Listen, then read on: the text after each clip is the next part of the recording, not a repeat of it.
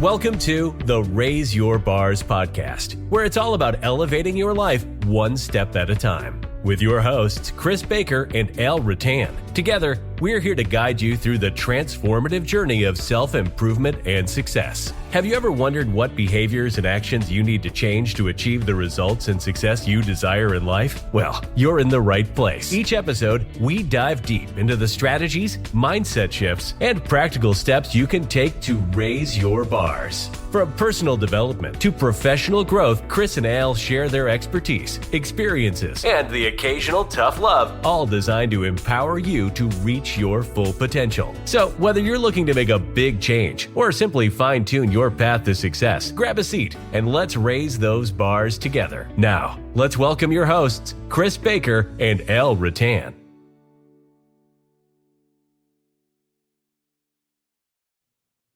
Hey everyone, welcome back to another episode of the Raise Your Bars podcast. Al Ruttan here with my good friend Chris Baker. Chris, how are you doing? I'm doing wonderful, Al. How are you? Wonderful. I'm trying not to laugh right now because this is take two. And as you know, Chris and I always do we don't really have a script or anything like that. We get an idea or a topic or a chapter from a book and talk about it. But I was on the wrong chapter and we started the other podcast. So it was really good. It was a good preamble. This one is not as good preamble, but we're going to jump right in. For those of you that are listening to the last couple episodes, we are on going through Chris's book, actually, 10 Steps to Freedom, your 10-step guide to living the life you deserve. You deserve. And, you know, and if I held up the book cover there for those that are, watch our podcast on YouTube, because you can watch the video on YouTube.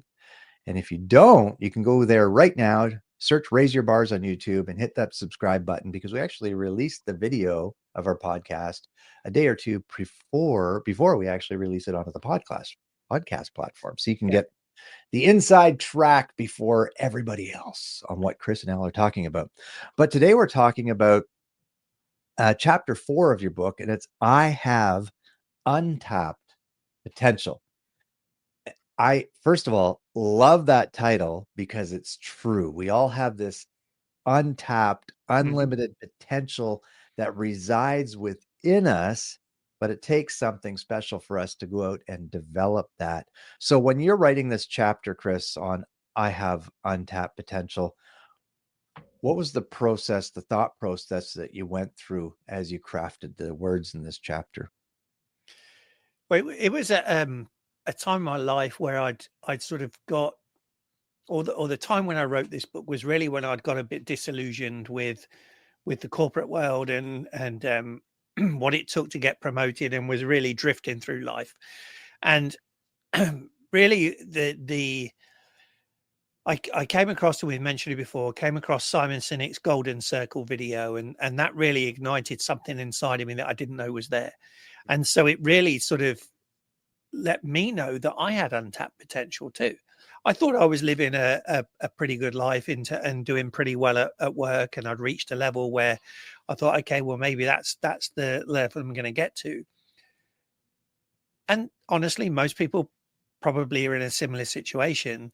But Simon Sinek sort of ignited something inside me. Then I joined the Maxwell team, and John Maxwell was, again, the as you and I both know, for him being our mentor, was telling us how everything rises and falls on leadership, and that we should never stop growing, never stop learning. And so I started reading books on personal growth, and it really was this A word that's in this chapter, which is not the A word that most people live under, which is average.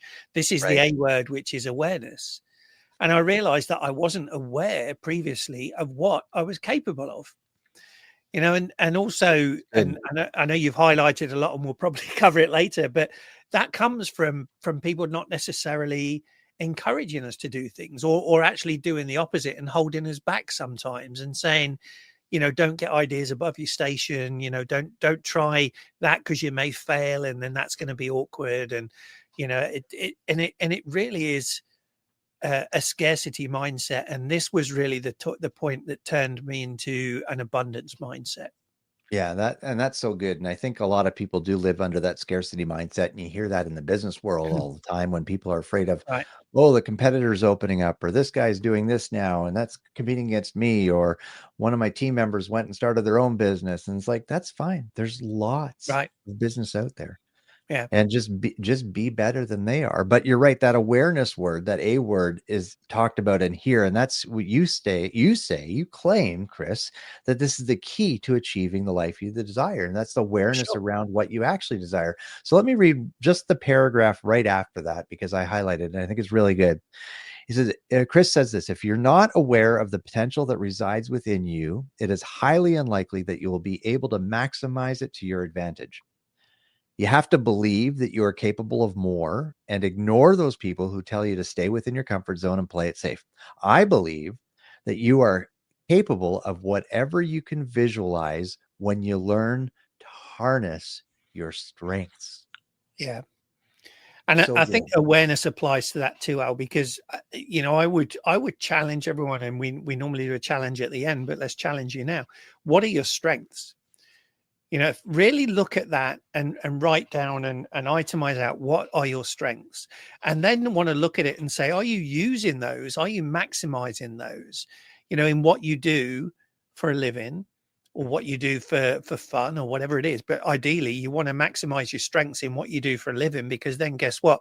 You'll earn more money, and it won't feel like you're working because you're going to enjoy it.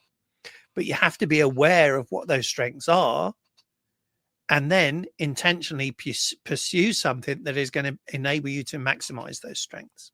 Right. So, I mean, I know we've talked about this before, but when did you discover it's like, hey, I'm operating in with my strength zone when I do X? That was it really started with the Find Your Why by Simon Sinek. So I watched the Golden Circle, then I really studied Find Your Why and Start with Why, two of his books there. And that was a point where during that process you go through and you actually write your own why statement, and it goes through, and it's like, basically, what is the impact that you want to have, or what is the contribution that you want to make, and what is the impact that you want to have. Mhm. And as I went through that, and I won't bore people with the process now, but it involves looking back at your life and saying what made you happy and what made you sad, and then looking for patterns, right? And Right. so, I realized that what made me happy was when I was helping people, and what made me was sad was when I was trying to help people and I couldn't. Right. And whether that was through me, or more likely it was actually they didn't want to help themselves, because that's a key aspect of it. So I came up with my why statement, which is to add value to others so that they can become the best version of themselves. Right. And that's really something that I've lived by there. And I know you share a very, very similar sort of purpose, and that's why we gel so well together. Absolutely. Um, but it still takes a while to make it work, right? But then I started looking at, well, how can I live that? And to be honest, I wrote this book in 2018, Mhm. so 6 years ago, and it's only this year that I've actually achieved the job that enables me to live to my strengths and do that. Yeah, It's still exactly. taken me 6 years, Al. And that's a great point, because a lot of people would say, wow, that's a long time. I don't know if I could have stuck to it Right. that long. And a lot of people do give up very easily on their dreams. And you actually talk about this a little bit more, and this actually segues really good into the dreamers or the fantasizers. Right? If you were just a Hmm. fantasizer about this purpose that you wanted to live out, you probably would have given up and settled into the average and the mediocre and just carried on Yeah. through life. Yeah. But that's not in you. That's, as a person, that's not in you. So let me just read a couple of lines out here. So dreamers remain in control of their vision. Dreamers rely on factors that are within their control and embrace risk because they have taken responsibility for manifesting their dream into a reality. Fantasizers wait for the proverbial perfect time, Hmm. whereas dreamers get started immediately and refine their plans as they go. And then you ask the question, would you describe yourself as a fantasizer or a dreamer? And I think this is, Yeah. you mentioned how we complement each other, uh, you know, really well, I believe. Hmm. Uh, but I would say that I think in the past for sure. And I probably still drift into the fantasizer category a little bit at times when I get all these crazy ideas and, hey, Chris, we should do this and we should do that. And Chris pulls me back into, hey, Al, that's not the dream, right? That's a distraction from the dream. And I think that's why it's so important to have these key people in your life who you trust to speak the truth in love, that really truly want what is absolutely best for you and for you to reach your fullest potential. Right. Which is what you do, because there are people in your life that will try to speak to you in love that they think is love, but really it's destroying your dream. Mm-hmm. But you speak in a way to pull me back on track to our dream. And I can say that I'm a lot more clear now on our dream, our vision, our goals than I was even a year ago because of the work we've done together over this last year. Yeah. So the dreamers, fantasizers, what have you ever been a fantasizer? Oh, for sure. Have you always been a dreamer? No, I've always been a fantasizer until I learned that A word and did the process there. And sometimes you can jump too quickly into being a dreamer and sort of think that it's easy and you can do it. And after I wrote this, when I wrote this book, I'd actually left Disney to do a business on my own because I thought, hey, I know it all. I've got Disney experience. Everybody's going to want to hire me. Right. I was a fantasizer still, right? When I'm honest about it, but it was only then when I stopped and started living this book. Right, because it's all right writing it, but if you don't live it, that's hypocritical. So I went back and I started living this, and was like, no, I am a dreamer. Right, I'm not a fantasizer. I'm a dreamer, and that's why my tattoo now is Dream Chaser. Right, it doesn't say fantasy chaser. Yeah. But I reinvented myself from there. And that's why, again, I'm probably going to write an updated 2.0 version of this to really take it that further and say, this is what I've done since then, applying these rules and tactics to actually take my life even further. And what I realized that now, Al, as you talk about it, is that many times prior to this awareness and realization, I've been that fantasizer, and I've given up on things because life got hard. Mm-hmm. Right. Mm-hmm. And the reason is because it didn't mean enough to me. I hadn't really defined that purpose, that white hot burning desire that will keep you going through all of the tough times and enable you to reflect, regroup, and go again. Right. Chris, first of all, I want to commend you for having the bravery, the courage to say, hey, A, I'm taking this step, and then B, recognizing, oh my goodness, I'm being a fantasizer here. This isn't really the dream. And then the humility to go back and say, I need to adjust and change. And a lot of people would get lost and give up in that, and then not continue to pursue the dream because they've experienced that failure. And I'm sure it probably wasn't easy. Right. We had conversations at that time. There was some frustration. There was some uneasiness. There was some financial hardship because of the choices that were made. But however, on the other side of that, looking back now, look at the knowledge and experience that you've gained and the wisdom you've gained from going through that tougher time of your life.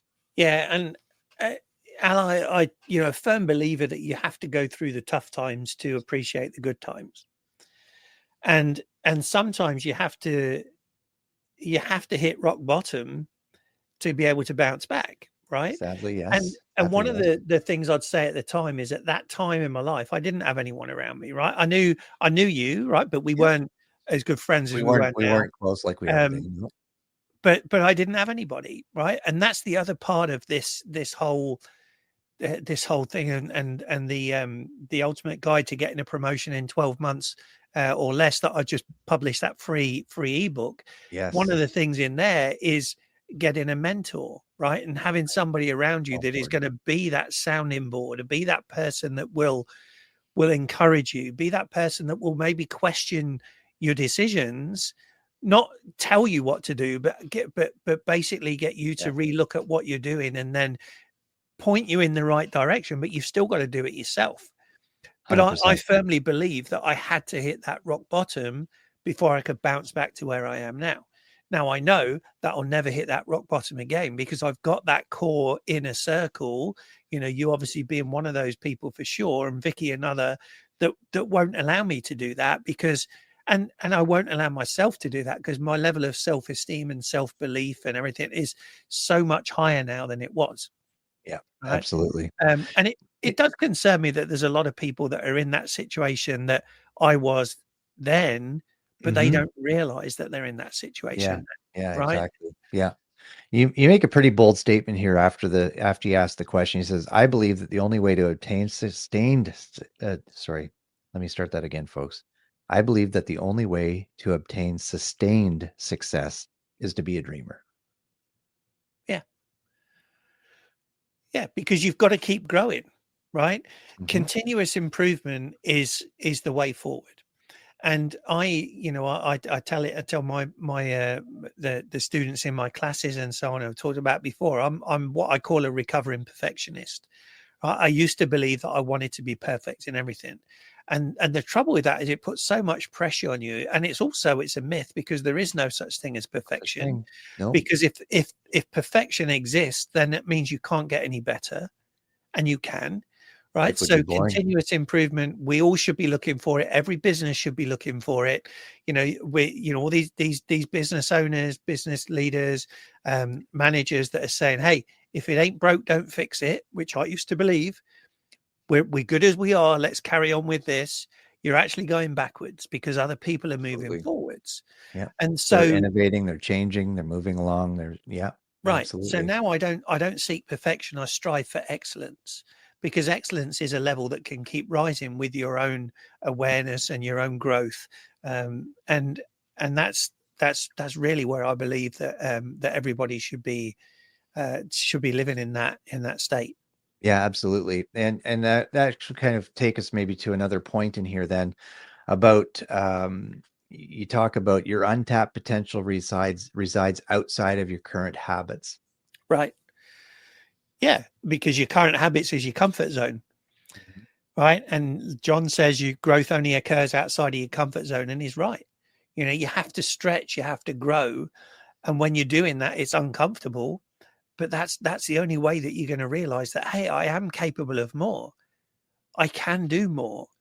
And you can look at I can't remember what chapter, I'm sure it's in the book somewhere, but when Roger Bannister broke the 4-minute mile, right? People have been trying to do that for years, and everybody said it was impossible. Roger Bannister broke it, and then in the next 12 months, I think another 12 people broke it too. Why? Because now they believed it was possible. Right. Right. Whereas the year previous, they were like, it's not possible. They couldn't do it. So they were living within their normal habits. But as you grow, your habits change because you live into those strengths. Your abundance mindset comes in. You can achieve more and more. Right. And again, too, like these, I mean, I've definitely had some bad habits over the years. I smoked for 20 years, Chris. Pack a day, 20 years, right? Now I've been smoke free for 14 years now, 12, 14 years. So I mean, yay for Al. I'm patting myself on the back right now, folks. Yeah, good for you. But the thing is that was a bad habit. I've also had the I like severely into TV, right? TV was a bad habit. It's so easy and comfortable, right? Right. So in your current habit or your current comfort zone, you get trapped there. It's easy to come in, sit down and settle, turn on the TV and turn the mind off, and then go to bed and get up and repeat over again. But it takes discipline and courage really to say, okay, tonight's podcast recording tonight. I've got to sit down and I've got to record some lessons for our sales training program. I've got to prepare for some workshops coming up next month. All these different things that it takes discipline to do, and the breaking of the bad or negative habits to create those good ones to move you forward closer to your dream. Yeah. But again, you've got to know what your dream is. You've got to be rooted in that and understand that truly is what you want to do, that gives you that passion, that ignites you, that will help you break those bad habits and create new ones. Yeah. Right. And then keep seeking to improve, Exactly. And you actually say this in your books, when the majority of people change their vision, actually they give up on it. Why do they do this? Because it often is the easiest route. It's very easy to come home from work, eat your dinner, sit down on the couch and turn on Netflix. That's easy. Yep. It's hard to come home from a hard days of work, eat your dinner, and then go to your home office and start writing content or updating web pages or sending out emails to clients or making phone calls. That's hard. Yeah. It's easier to change your goals to match your current habits than it is to change your habits to reach your high level goals, right? Exactly. And so that's why most people do that. And listen, now that's okay for a lot of people. Right. I'm not saying that everybody should live with a growth mindset. I'm not saying that everybody should want to be the best they can be. If you're happy doing what you're doing, well, you're probably not listening to this podcast anyway, right? But if that's the case, fine, right? But don't blame society and everything else for where you are. Exactly. Because that's your choice. Exactly. You know what? I see a lot of in Canada, especially right now, we have a lot of immigrants coming in. Especially from, taking a lot of refugees from Ukraine and stuff like that. And a lot of immigrants coming in from the Philippines and India and stuff. And I'll have to tell you something, ladies and gentlemen, if you've never seen a picture of me, although it's on our podcast, I'm a white dude. Okay. I am. Can't help it. That's the way I was born. Okay. Don't hold it against me. But white dudes, in a lot of cases, are lazy compared to a lot of these immigrants we have coming into our country who are willing to take a minimum wage job or 2 minimum wage jobs or 3 minimum wage jobs just to support their family and try to make a new life for them in Canada or the US, Western world, land of the free, home of the brave, right? Like land of opportunity, Canada is as well, right? And it kind of puts Western civilization, people that are born and raised here, to shame with the work ethic that they have. They have a dream. They have a clear desire to build a better life for themselves here, and they will do whatever it takes to make it happen. Yeah. And you can complain, oh, they're taking our jobs or this or that, or the other thing. Then work harder. Show up on time and work hard, right? Have a dream, have a purpose, have a vision. Because you ask a question here, and this is where we'll wrap up. Are you prepared to do the work required to get what you desire? Great question. Yeah. If the answer is, I don't know, or no, your dream or your desire is not big enough. Or it's a fantasy. Yeah, it's fantasy. Or you've decided to settle for your current situation in life. Yeah. And if you're content there, then more power to you.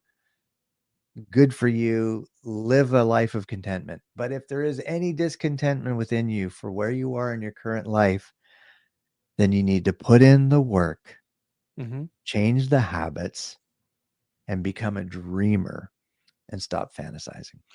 After all, Al, your behaviors plus your actions directly equal your results and level of success.